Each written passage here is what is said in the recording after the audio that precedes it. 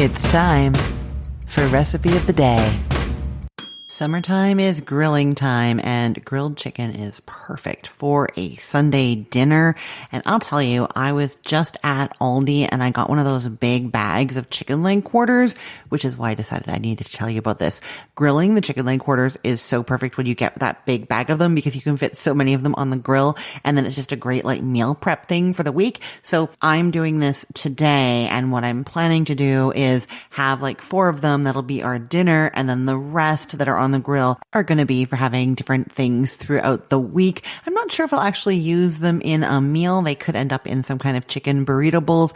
Most likely they will form the basis of my lunches. I love having just like some basic chicken meat or leftovers in the fridge to turn into my lunch because I work from home. So that is probably where those are going to go. So, you know, I love chicken leg quarters, and it is because they are dark chicken meat, which I love so much. It's chicken thigh and a drumstick still attached, and there's lots of skin on there, and I do love crispy chicken skin. Now, when grilling them, it doesn't always get as crisp as I'd like. It sometimes is a tiny bit rubbery, but you can get some good char on it, and then that part is deliciously tasty. Okay, so I have kept this recipe very basic in terms of seasoning, which of course means that if I post a video for this on TikTok, everybody will get mad at me for not using enough seasonings. But I always like to keep the seasonings simple, and then you can do what you want with that part. Really, it's about the method. How are you grilling these? How long do you flip them? Can you add sauce? All of those things are more important than exactly which flavor profile you go with, you know? Anyhow, for 4 to 6 chicken leg quarters, you're using about 1.5 teaspoons of salt. You're going to salt them all over. And then I like to get a digital thermometer, like one of those probe thermometers, and stick it into the thickest part of one of the thighs on like the biggest leg.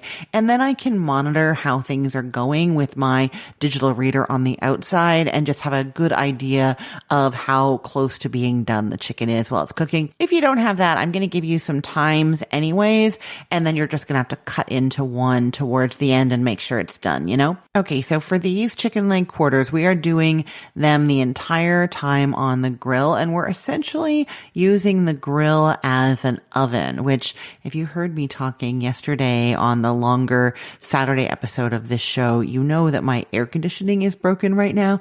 And so grilling is a great option because I live in Florida and we are not heating up the house with the oven right now. You know what I mean? Okay, so to do this, we want to prep the grill to cook over indirect heat. And that essentially means that you are turning half of the burners on high and leaving the other half off.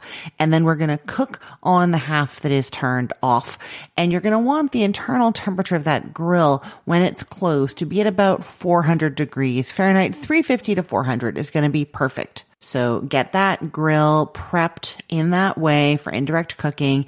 And then if your grill does tend to stick, if things stick to it, I would say oil the grate. You're just getting a cloth with some oil on it and rubbing it on there, or you can oil the chicken. Mine, the chicken pieces don't stick to it, so I don't worry about any kind of oil on there, but I know my grill and I know that it's going to be okay. So then once the grill is ready to go, you are transferring your chicken leg quarters onto the grill skin side up. Close the grill and leave them there for 20 minutes. Again, that was on the indirect side. You put them on the side that is turned off. If you leave them on the side that is turned on for 20 minutes, they are going to burn for sure. Now, in those 20 minutes, if you want to go like halfway through it, open it up and even move them around, you know, because it might not be evenly cooking in there, you could do that. I just tend to leave them. It's about 20 minutes, about until the temperature internally where you put that probe is 120 degrees Fahrenheit.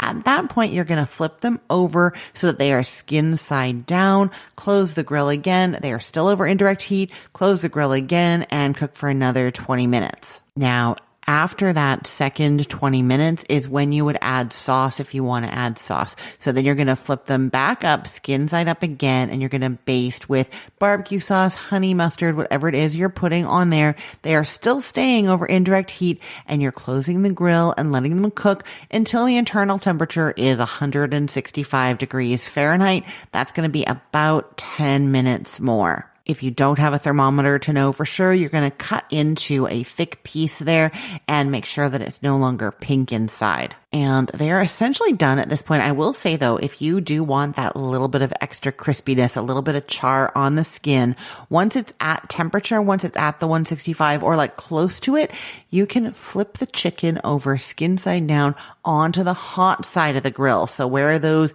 burners are going high heat, and just leave them for a few minutes, kind of check underneath every now and then until they're starting to darken under there.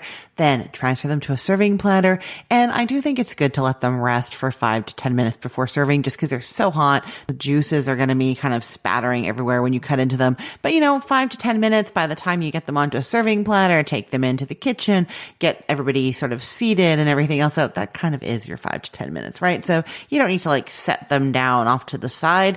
Just know that you're like, okay, if it takes a little while to get everybody gathered at the table, right? Okay. I will put the link to this recipe in the show notes for this podcast episode, or you can head to cookthestory.com/ROTD and get it there.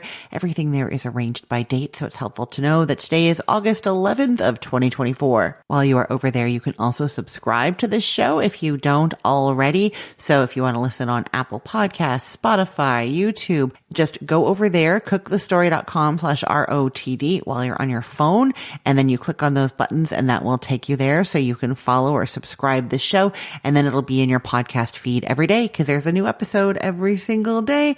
Or just go to your favorite podcast app and search for Recipe of the Day. You will find me. I am everywhere. I'm Christine Pittman from cookthestory.com, thecookful.com, the all new chicken cookbook, and from this podcast, Recipe of the Day. I hope you have a great day. Let's get cooking.